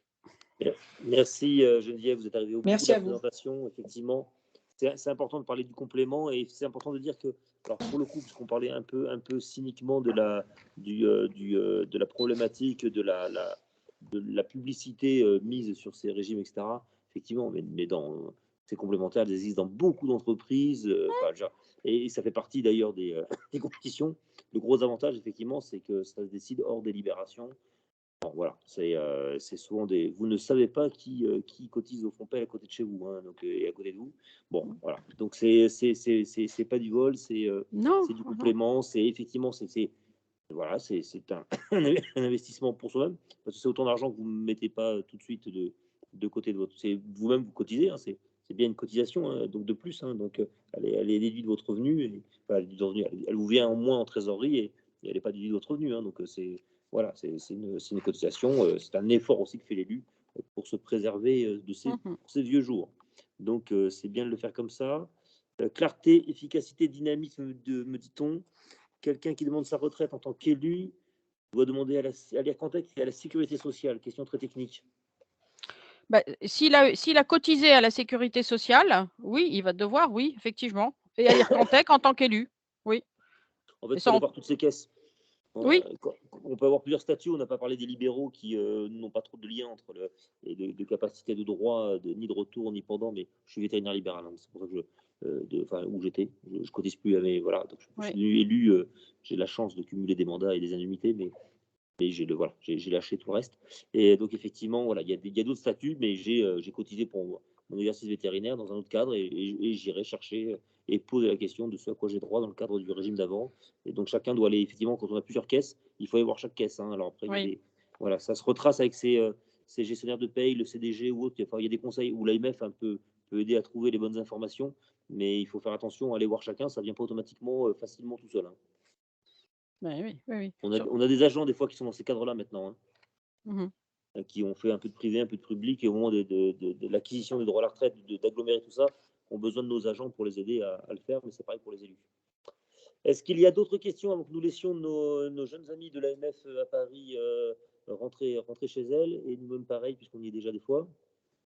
Juste Joël, peut-être une question facultative, et je sais pour l'instant qu'elle n'a pas trouvé de réponse législative. Il s'agit des élus qui ont été élus avant 2013, qui n'avaient pas l'obligation de pouvoir cotiser, et d'autant plus que ceux qui avaient gardé un temps partiel ne pouvaient pas cotiser sur les indemnités de fonction. Est-ce que, comme dans le privé, on aura un jour la possibilité de retrouver des surcotisations pour rattraper ces années de non-cotisation du fait d'avoir gardé une activité partielle? Donc, ça reste un trou dans la raquette et qui touche beaucoup d'élus, notamment de ceux qui ont été élus avant 2013, quoi. Absolument. Alors ça fait partie, si vous voulez, dans les travaux sur le statut de l'élu qu'on va entamer là, avec la nouvelle mandature, on va dire, AMF. On a toute une partie de droit social que je vous épargne parce que c'est assez complexe, mais on a ce genre de choses parce qu'on a quand même eu des cas d'élus, qui se retrouvaient, en imaginant qu'il y aurait une retraite, en imaginant qu'ils pouvaient racheter et qui ne pouvaient pas et qui ne peuvent pas et je vous assure que ça vous tord les tripes, hein. Donc c'est des sujets qu'on met sur la table nous, voilà et on essaiera d'obtenir, à minima des possibilités de rachat, quoi. Mais là, pour Effectivement, l'instant, il n'y en avait pas. Philippe Henry a l'air tout jeune, là, tel que vous l'avez vu, mais il est en fait très vieux. Il est en fait très, très vieux. Et il y avait une question sur l'appel d'urgence par la gendarmerie. Est-ce que ça constitue un droit d'absence au travail? En gros, on m'appelle à 8h, les gendarmes m'appellent, je ne peux pas me rendre au travail. Est-ce que c'est une Non. autorisation d'absence de base? C'est pas une autorisation d'absence parce que l'autorisation d'absence, c'est lié à des réunions. Alors, c'est pas ça, voilà et un créditeur, comme vous l'avez pas prévu 3 jours à l'avance, c'est difficile. Donc c'est un rien du tout. C'est un rien du tout que je ne prends pas du tout à la légère, mais qu'il va peut-être falloir qualifier.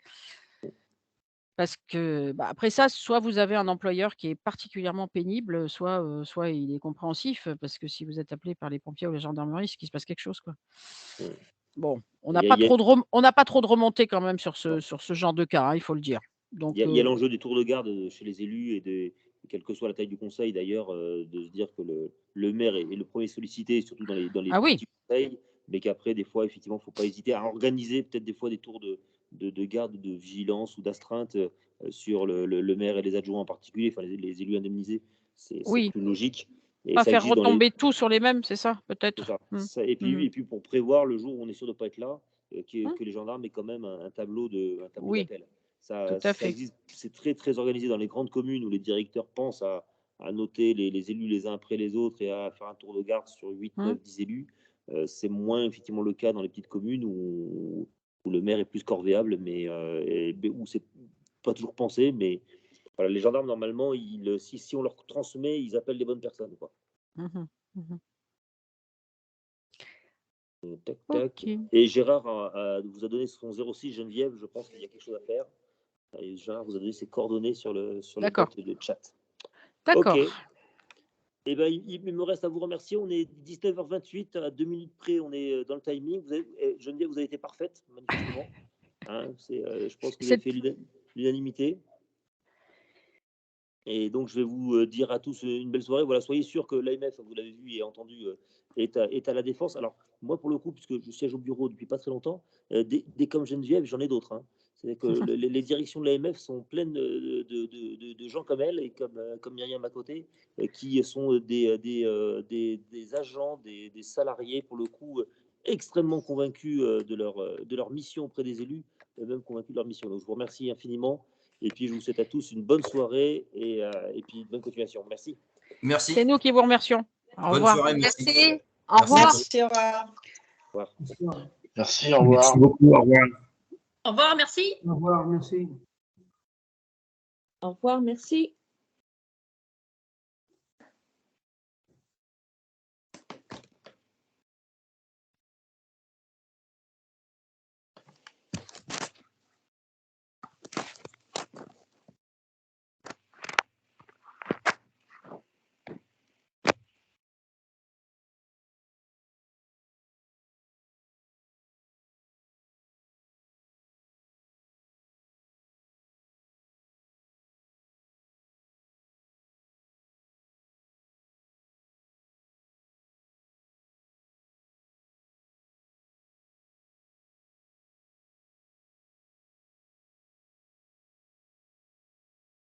Bonjour à tous.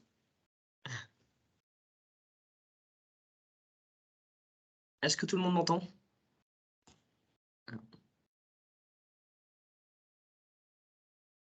Alors moi oui, mais je crois que Joël a zappé cette partie-là, ce qui est un petit peu embêtant quand même. Effectivement, il y avait une partie sur la retraite supplémentaire des élus. Bon, moi, j'aurais possibilité quand même de diffuser le support et de vous l'envoyer par